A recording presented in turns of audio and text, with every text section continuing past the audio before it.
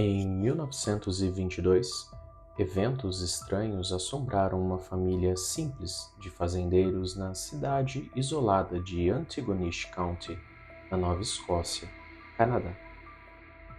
Miadores, meu nome é Shadow e vou contar para vocês mais uma história do Conto que Mia. Aproveita para deixar seu like e inscreva-se no canal. Essa história acontece com a família composta pelo Sr. Alexander e a Sra. Janet MacDonald e a sua filha adotiva, Mary Ellen, que viviam em uma pequena fazenda localizada em Caledonia Mills, a cerca de 25 quilômetros ao sul de Antigonish. O local não tinha água encanada ou luz elétrica, algo comum naquela época.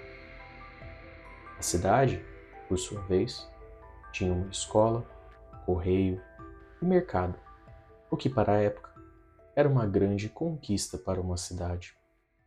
O inverno foi muito rigoroso entre os anos de 1922 e 1923, e o primeiro mistério dessa história aconteceu no celeiro dos MacDonald. Eles começaram a encontrar cinzas no leite que lá estava armazenado. Os seus cavalos eram encontrados com tranças nas crinas, movidos para diferentes baias e, em mais de uma ocasião, teriam sido encontrados trancados do lado de fora do celeiro, em um estado de considerável agitação. Em um desses eventos, o Sr. MacDonald relatou aos seus vizinhos que coisas estranhas estavam acontecendo com seus animais, e relatou ainda que viu um cavalo solto perto da sua casa, um animal selvagem de cor translúcida que mais parecia um animal fantasma. Ele rodava ao redor da sua casa e, em dado momento, se transformou na figura de uma pessoa. Os fogos começaram em um dia enquanto a família estava reunida em um dos cômodos da casa, tomando chá. Estranhamente, o primeiro incêndio começou longe de qualquer lareira ou do fogão a lenha, e após a família apagá-lo, outro se manifestou em um cômodo vazio do outro lado da casa. A família ficou aterrorizada. Os incêndios se materializaram misteriosamente. Até mesmo toalhas molhadas e pedaços de papel de parede pegavam fogo. Com a ajuda dos vizinhos, começaram a vigiar a casa, na esperança de apanhar um incendiário intruso. Os incêndios continuaram a aparecer e nenhum incendiário foi encontrado. No total, ocorreram cerca de 30 incêndios, totalmente inexplicáveis. Quando a notícia dos misteriosos incêndios se espalhou, a família foi aconselhada a deixar a casa, enquanto autoridades locais investigavam. Policiais e até mesmo investigadores paranormais se interessaram pelo caso e foram até a fazenda para investigá-lo de perto. Alguns dos relatos mais notáveis incluem os de Harold Whedon, repórter do Halifax Herald, e do detetive de polícia Pete Carroll, que passou 2 noites na casa. Durante esse tempo, ambos experimentaram vários acontecimentos estranhos, incluindo a sensação de levarem tapas no braço e no rosto, ocasionados por mãos fantasmas. O detetive Carroll, que tinha mais a perder no que diz respeito à sua reputação, também admitiu abertamente que a fazenda era mal assombrada.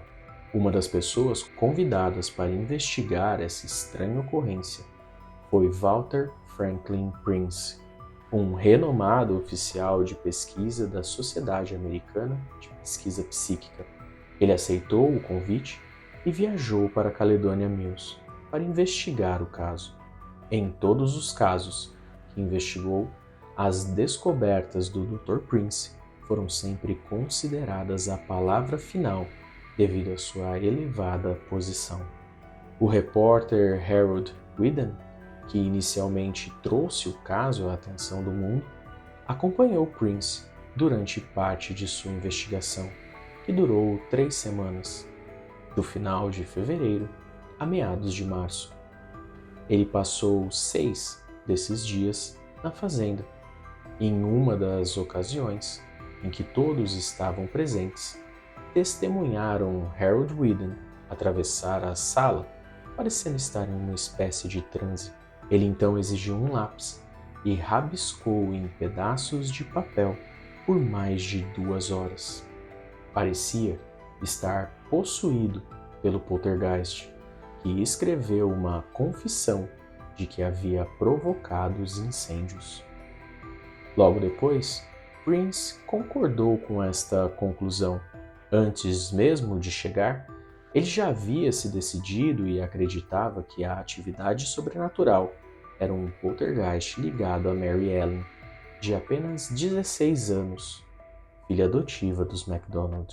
Quando ele apresentou suas descobertas, elas foram uma reviravolta completa em relação ao que havia proclamado inicialmente. Prince descobriu um líquido inflamável e observou que os incêndios foram sem dúvida provocados por mãos humanas, a julgar pelos sinais inconfundíveis deixados na casa. As queimaduras nunca foram encontradas no papel de parede a uma altura superior ao alcance de uma pessoa com 1,5 metros de altura, que era exatamente a altura da menina da família.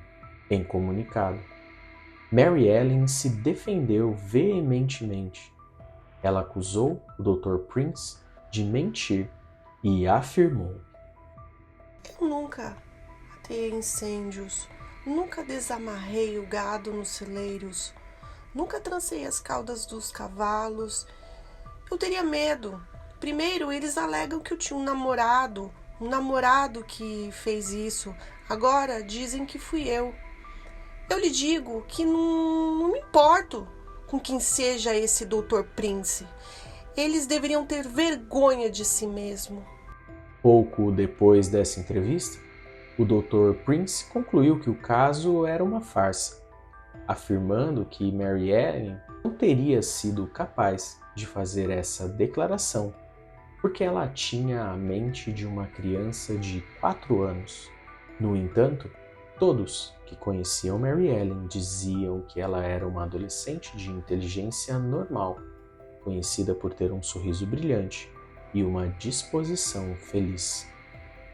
Ele afirmou em seu relatório que ela provavelmente estaria possuída ou sonâmbula quando os incêndios foram provocados.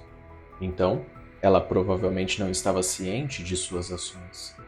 Prince retornou para o seu escritório em Nova York. Confessou a conhecidos que permaneceu ouvindo ruídos inexplicáveis de batidas durante várias semanas depois de ter concluído sua investigação sobre a fazenda fantasma de Caledonia Mills.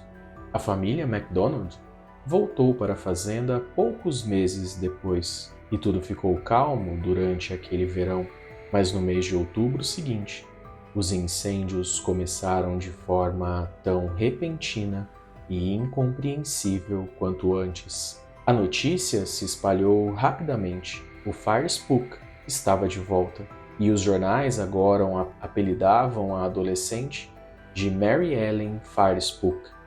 Em tradução literal, Mary Ellen, aparição de fogo. Mary Ellen foi colocada no lar para insanos da Nova Escócia, localizado em Dartmouth, e ficou confinada lá por muitos anos. Mas por que Mary Ellen foi adotada pelo casal?